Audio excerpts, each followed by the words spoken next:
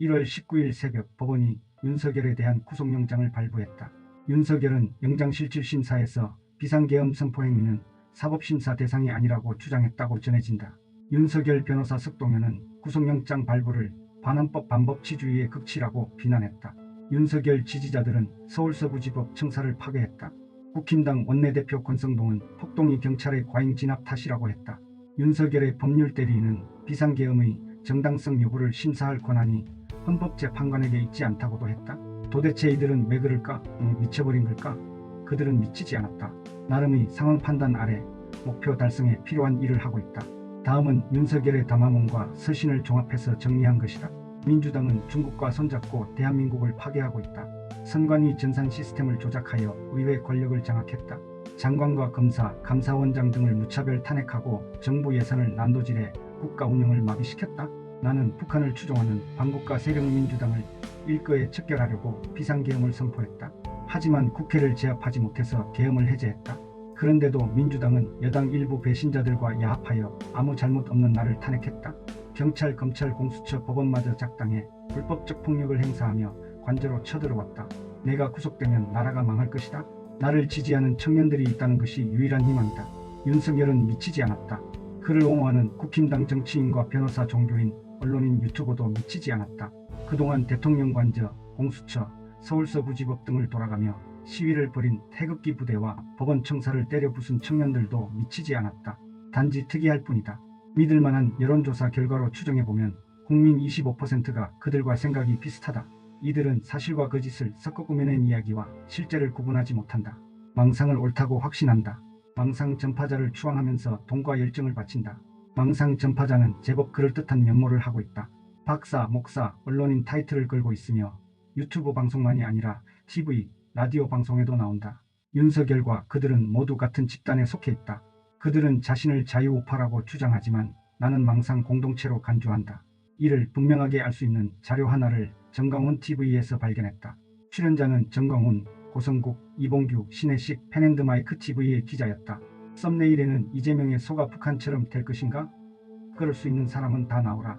2025년 1월 18일 총궐기로 대한민국을 지킵시다 등의 경문이 걸려 있었다. 최근 극우 유튜브 방송들은 이와 비슷한 영상을 수없이 송출했다. 대한민국 멸망 시나리오라는 제목을 붙여도 좋을 영상이다. 그 요지는 다음과 같다. 광화문 광장에서 촛불 시위와 태극기 세력이 충돌한다. 북한 간첩들이 경찰복과 군복으로 위장하고 빌딩에 올라가 촛불 시위대를 저격한다. 흥분한 촛불 시위대가 총을 빼앗아 경찰을 공격한다. 북한이 구축해둔 전국 지하 조직이 좌익을 선동해 동시무장 봉기를 일으키고 중국인과 조선족 100만 명이 가세한다. 북한 특수부대가 대한민국을 침략한다. 좌익은 김정은을 환영해 연방제 통일을 이룬다. 이것은 1946년 대구 폭동에서 시작해 제주 4.3, 여순 반란, 5.18 광주로 이어져 온 북한 공작의 완성이다. 권력을 장악한 김정은은 자유시민 1000만 명을 학살한다. 1000만 명은 일본으로 탈출한다. 윤석열 대통령이 당선되지 않았다면 벌써 일어났을 일이다. 일본 국회는 이 일에 대비해 난민 대책을 논의했다. 우리 국민만 이 사실을 모르고 있다. 이걸 사실로 믿는 사람이라면 비상계엄을 선포해야 한다고 생각할 수 있다. 1년 전 이재명 대표의 목을 찔렀던 김진성이 그런 사람이다. 윤석열도 그런 사람이다. 언론의 펜이나 김진성의 칼, 한동훈의 법으로도 죽이지 못한 이재명과 민주당을 제거하려고 그는 특전사와 HID의 무장군인을 동원했다. 국회를 해산하고 선관위를 장악하려고 했다. 한동훈과 일부 판사들까지 해치우려 했다. 윤석열과 같은 망상을 가진 사람들은 자신을 자유우파라고 한다. 이들의 일선 공격수는 고성국 TV를 비롯한 수많은 유튜브 방송이다. 2선은 뉴데일리 등의 극우 인터넷 언론이다. 3선에는 조선일보를 비롯한 레거시 언론이 자리 잡고 있다. 이것이 윤석열 정권을 세우고 지켰던 미디어 생태계다. 유튜버들은 내란을 찬양하면서 후원금 모으는데 혈안이 되어 있다. 인터넷 언론은 한 발을 뺐다. 보수 언론은 중립과 균형을 내세우며 생존을 도모하는 중이다. 그들은 윤석열이 유튜브를 추종한 탓에 망했다고 본다. 앞으로는 윤석열 빈자리에 다른 보수 정치인을 갈아 끼우고 이재명 흠집내기에 집중할 것이다. 민주주의는 표현의 자유를 보장한다. 표현의 자유는 터무니없는 사상도 거리낌 없이 표현할 수 있는 자유를 의미한다. 민주주의는 관용의 땅에서만 꽃피울 수 있다.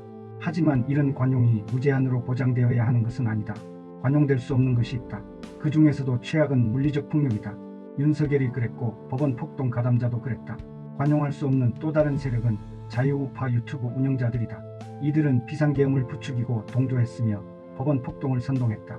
이들을 내란 선전 선동 혐의로 처벌하는 문제에 대해 진지하게 검토해야 할 때가 되었다.